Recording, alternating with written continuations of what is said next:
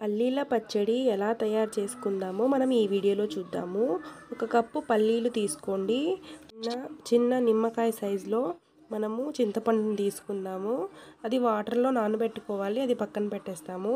2 టమాటాలు తీసుకున్నాను. పచ్చిమిర్చి తీసుకున్నాను. మీకు ఇంకా కారం ఎక్కువ కావాలంటే మీరు ఇంకొంచెం స్పైసీగా తీసుకోవచ్చు. ఈ జీలకర్ర, ధనియా ఇది మనకు పల్లీలు కావాల్సిన మొత్తం మిశ్రమాలన్నమాట. ఇప్పుడు మనము ఒక ప్యాన్ పెట్టేసుకొని దాంట్లో 2 టేబుల్ స్పూన్ వరకు ఆయిల్ వేసుకుందాము.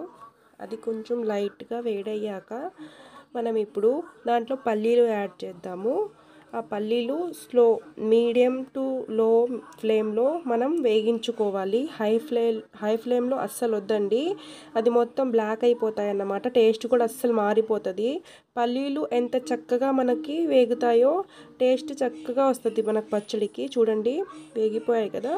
ఇప్పుడు మనం మొత్తం ఫ్రై అయిన తర్వాత ఇలా తీసేసుకుందాం. ఒక ప్లేట్లోనో బౌల్లోనో ఇలా తీసి పక్కన పెట్టేసుకుందాము. ఇప్పుడు అదే లో ఫ్లేమ్లోనే పెట్టి తీయండి మీరు. ఇప్పుడు అదే దాంట్లో పచ్చిమిర్చి వేసేద్దాము. లో ఫ్లేమ్లో పెట్టి చేయాలి పచ్చిమిర్చి కూడా, లేదంటే అది పగులుతాయి అన్నమాట. అందుకని దాంట్లోనే జీలకర్ర, ధనియాలు కూడా దాంట్లోనే వేసేయాలి. ఇలా లైట్గా కలిపేసుకున్న తర్వాత కొంచెం ఇలా షేడ్ అయిన తర్వాత మనకు అది కూడా ఒక ప్లేట్లో వరకు అలా తీసేసుకుందాం మనము. చాలా తొందరగా ఫ్రై అయిపోద్ది ఫ్రెండ్స్. మీకు లేట్ కూడా అవ్వదు. చాలా తొందరగా అయిపోయే పచ్చడి అన్నమాట. ఇప్పుడు కట్ చేసి పెట్టుకున్నాం టమాటాస్. మనము ఈ విధానంగా కట్ చేసుకోవాలి. పెద్ద పెద్దవి వద్దు. ఇలా కట్ చేసుకుంటే తొందరగా ఫ్రై అయిపోతుంది అన్నమాట. ఇది ఒక 2 మినిట్స్ వరకు మనం మూత పెట్టేద్దాము. అది మూత పెడితే తొందరగా అది ఆవిరైపోయి తొందరగా స్మూత్గా అయిపోతాయి అన్నమాట. చూడండి ఎంత సాఫ్ట్గా అయిపోయాయో. ఇలా మొత్తం అయిపోయిన తర్వాత కొంచెం మనము అలా గరిటెతోనే అలా చేసేసుకోవాలి. ఇప్పుడు మనము ఆల్రెడీ మన చింతపండు నానపోయింది చూసారు కదా, ఇంత సాఫ్ట్గా అయిపోయింది. అది నానబెట్టుకోండి. ఇప్పుడు నా దగ్గర దంచేది లేదు కాబట్టి ప్రజెంట్ మీరు దంచుకునే వాళ్ళు దంచుకోవచ్చు. ఇప్పుడు నేను అయితే మిక్సీలో వేస్తున్నాను. ఇక్కడ ఫస్ట్ చింతపండు వేసేసాను. 1.5 స్పూన్ వరకు ఉప్పు వేసాను. ఉప్పు మీ టేస్ట్కి తగినంత మీరు వేసుకోవచ్చు. ఇప్పుడు పచ్చిమిర్చి కూడా వేసేద్దాము.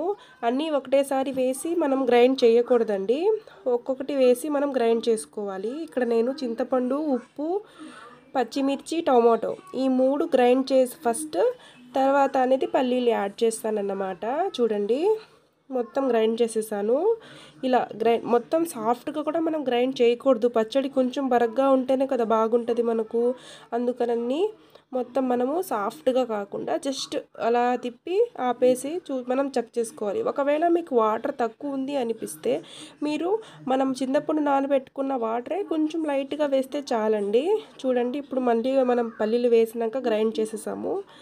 ఎంత బాగా వచ్చిందో చూడండి. మీకు వేడి వేడి అన్నంలో కానీ చాలా బాగుంటుంది. కొంతమంది పోపు వేస్తారు. నేనైతే ఇక్కడ వేయటం లేదు. మనం ఇప్పుడు ఆనియన్ కట్ చేసి పెట్టుకున్నాం కదా, ఆనియన్స్ కూడా పైన కలిపేసుకుందాము. మీరు తప్పకుండా ట్రై చేయండి. నా కామెంట్లో తెలియచేయండి. నా వీడియో మీకు నచ్చినట్లయితే నా ఛానల్ని సబ్స్క్రైబ్ చేయండి, లైక్ చేయండి, షేర్ చేయండి. Bye friends.